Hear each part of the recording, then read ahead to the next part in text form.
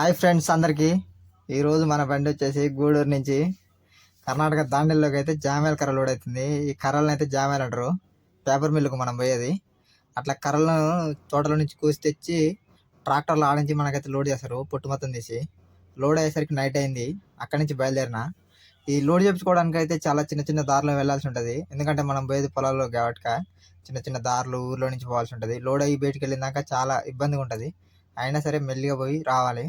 ఇది చూడండి ఇక్కడ రోడ్ ఇట్లా ఉందో చిన్నగా ఉంది. ఇట్లనే రైలు గేట్లు ఇందంగా వచ్చిన ఇప్పుడైతే గూడూరు చిలకలు వేబిర్చి పెట్టుకొని అక్కడ నుంచి స్టార్ట్ అయిపోయి పొదలకూరు వచ్చిన. పొదలకూరు నుంచి రైడ్ తీసుకున్నా. ఆ నుంచి రైడ్ తీసుకుంటే సంగం వచ్చేసినాము. ఇది సంగం ఎంట్రెన్స్ అన్నమాట. ఈ బ్యారేజ్ చూడండి, బ్యారేజ్ నుంచి పోతున్నాం. ఇది బ్యారేజ్ బ్రిడ్జ్ సైడ్లో నీ వాటర్ ఉంటాయి. అది బ్రిడ్జ్ పై నుంచి మనం పోతున్నాము. తర్వాత మైత్కూరు వచ్చిన. నైట్ అయింది అప్పుడు 11 అట్లయింది టైము. మైత్కూరు నుంచి కొంచెం ముందుకు వచ్చి పడుకొని అక్కడ నుంచి మళ్ళీ మార్నింగ్ అయితే లేచిన. అప్పుడు 5:30, 6 అట్లా అవుతుంది. చూడండి ప్రొద్దుటూరు దగ్గరలోనే అయితే ఉన్నప్పుడు నేను ఆ నుంచి వస్తుండగా మన కొండాపురం అట్లా వచ్చేసిన. ఇక్కడ చూడండి లొకేషన్ ఎలా ఉందో. రైట్ సైడ్లో చెరువు, కొండలు అవి అట్లా ఉంటాయి. బాగుంటుంది ఆడ చూడడానికి. రోడ్డు కూడా బాగుంటుంది. కొంచెం ఘాటిలా ఉంటుంది కానీ అంత పెద్దదేం కాదు, చిన్నది. అట్లా మెల్లిగా పోతూనే ఉన్నా. అవన్నీ వీడియో చూసుకుంటా మెల్లిగా వస్తూనే ఉన్నా. వస్తూ తాడిపత్రికి అయితే వచ్చిన. ఇది తాడిపత్రి, ఇది బ్రిడ్జ్. తాడిపత్రి ఊర్లో నుంచి రైట్ తీసుకుంటే వస్తాం ఆడికి. ఇది రాయల చెరువు దగ్గర ఉన్న టోల్గేటు. ఇక్కడైతే టిఫిన్ తినేసి బయలుదేరిన. నేను గుత్తికి వచ్చిన. గుత్తి నుంచి గుంతకల్ వచ్చిన. ఈ గుంతకల్లో చూడండి ట్రాఫిక్ అయితే ఫుల్ జామ్ అయిపోయింది. ఎందుకో ఏమో నాకు తెలియదు. మినిమం 2 గంటలు వెయిట్ చేయాల్సి వచ్చింది అక్కడ. ఆ గుత్తి దాటుకొని వెయిట్ చేసి అట్లా వచ్చినో లేదో ఒక బండి అయితే పడిపోయింది. మరి ఎలా పడిపోయిందో తెలియదు కానీ ఇది చాలా దారుణంగా పడిపోయింది. ఆ నుంచి బళ్ళారి ఆర్టీఓ కాడికి వచ్చిన. ఆడ ఎంట్రీ ఇచ్చేసిన వానికి. అది చూడండి రైట్ సైడ్లో ఆఫీస్ ఉంటుంది. అందరూ పోయి ఇచ్చేసి వస్తుంటారు. అసలు వాడు ఎందుకు తీసుకుంటాడో కూడా అర్థం కాదు. బండి పేపర్లు అన్నీ కరెక్ట్ ఉన్నా సరే. నేనైతే 1000 రూపాయలు ఇచ్చేసిన వానికి. అక్కడనే పక్కన పెట్టేసి ముందు పొద్దుగాల అప్పుడు టిఫిన్ తిన్నా ఉగ్గాని. మళ్ళీ ఏమైనా తిందామని ఒక బిర్యానీ ఆర్డర్ పెట్టుకున్నా. బండి అక్కడ పెట్టిన. నేను హోటల్లో కూర్చున్నా. ఆ నుంచి వచ్చేసి జిందాల్ ఎంట్రన్స్ అన్నమాట. డౌన్ చూడండి ఎలా ఉంటుందో. కింద కనిపించేది ఫ్యాక్టరీ. ఈడ మాత్రం చాలా డౌన్ ఫుల్గా ఉంటుంది. నిమ్మలంగా దింపుకోవాలి బండి అక్కడి నుంచి వచ్చేసిన.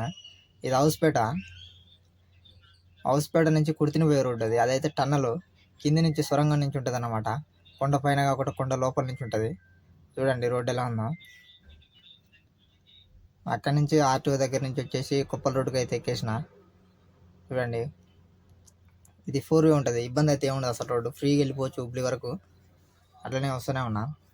అప్పుడు సాయంత్రం అయితే అయిపోయింది 6 అలా అయిపోయింది టైము. నేను వస్తూ హుబ్లీ టోల్గేట్ కాడికి అయితే వచ్చిన.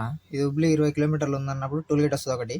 నేను ఎప్పుడు వచ్చినా ఇక్కడనే ఆపుకొని అక్కడ కొంచెం బండి సైడ్లో పెట్టేసుకున్నా. సైడ్లో పెట్టుకొని తిన్నా. నేనైతే ఆడ కుష్కా ఒకటి ఆర్డర్ పెట్టుకున్నా. బాగుంటుంది అక్కడ కుష్కా. అందుకే ఒక కుష్కా అయితే ఆర్డర్ పెట్టుకున్నా.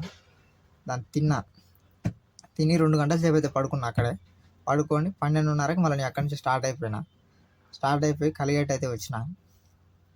చూడండి కలిగేట్ వచ్చిన. ఈ కలిగేట్ నుంచి అయితే మనం రైట్ తీసుకోవాలి. హలియాలో పోవాలి మనం. ఎందుకంటే పోయేది దాండేలు కాక. ఇక్కడ నుంచి అయితే రైట్ తీసుకోవాలి బండి. ఈ ముందు నుంచి రైట్ తీసుకోవాలి.